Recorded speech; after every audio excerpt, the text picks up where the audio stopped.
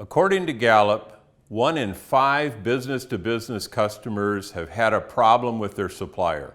1 in 2 of those problems were never resolved.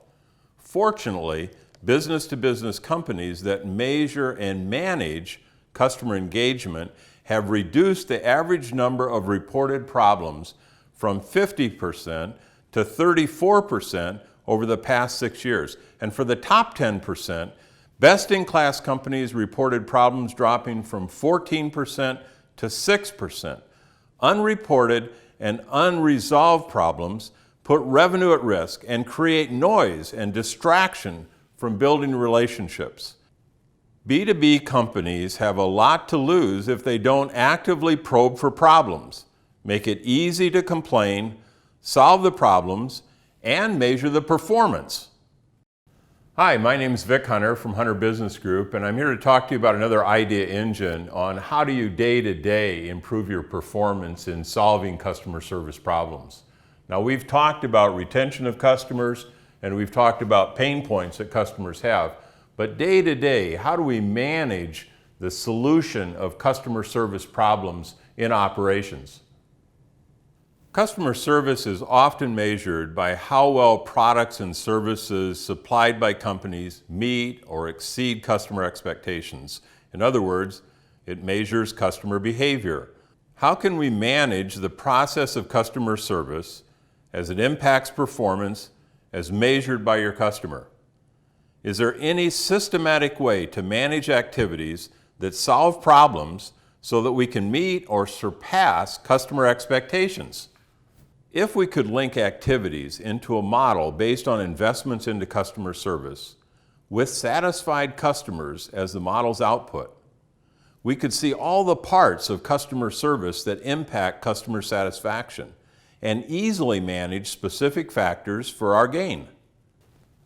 Okay, let's see if I can show you how this might work. Let's start out with a customer service rep, let's say 1,700 hours per year of work, let's say $50,000 of fully allocated cost, so that we've got something like 34 hours per $1,000 of overall cost. Now let's take this 34 hours per $1,000 of cost and let's multiply it times the number of problems that we can solve in a day. Let's say a pace of about 12. And let's say that the number of new problems that we're resolving of this 12 is about half, or say 50%. And then let's look at how satisfied customers are with those problems. Now we can use our scale and really look at anything that's a 5 or a 6 and say we need to be above a 5 in order to have solved or met the expectations of the customer. So we have a mathematical model that allows us to look at investments times the number of problems that we're actually solving a day times the number of new problems times the completeness or the satisfaction of those customers. Let's take another look at the model. For every $1,000 of investment, we get about 34 hours of customer service work. Tickets worked per hour about 12, which would be our average expected work pace. New tickets per ticket worked about 50%, so that 1 in 2 problems on average get solved with 1 contact. Now, solving the problem with a 5.6 satisfaction or quality rating from the customer surveys would give us an impact score of 1,142. The higher the impact score, the more powerful the solutions our rep offers, and the less likely customers who deal with that rep are at risk of defecting. Your average score tells you the overall impact of your customer service. Let's take a quick look at the sensitivity of this impact score to changes in the formula. 34 hours per $1,000 is assuming about 1,700 hours, 7.1 hours a day, 5 days a week, 48 weeks. Let's say that we get more efficient and we get up to 7.3 hours per day. less than a 3% increase. What we need to manage is solving problems the first time, because if we can have more customers satisfied the same day they contact us, we'll have more scoring of 5 or more on the 7-point behavioral scale every day.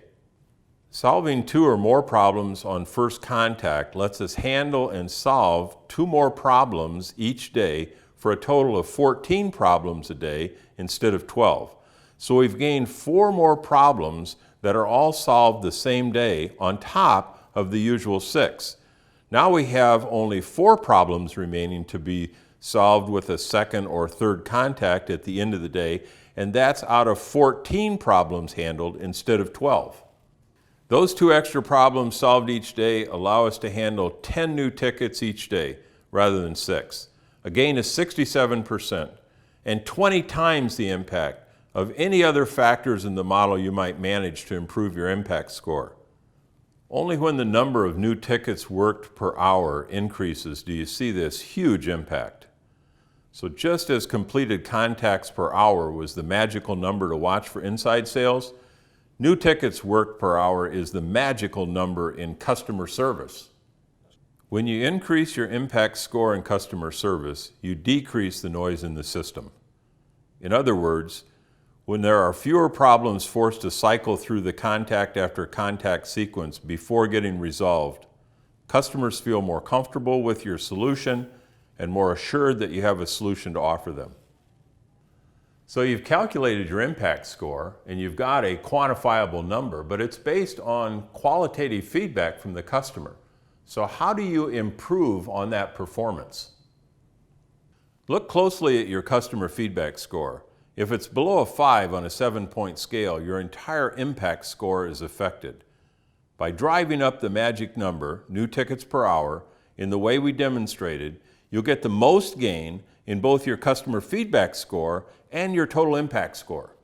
Also pay attention to the responses to your customer feedback questions, especially the question on whether the problem was solved. A high number of negative answers definitely needs your attention.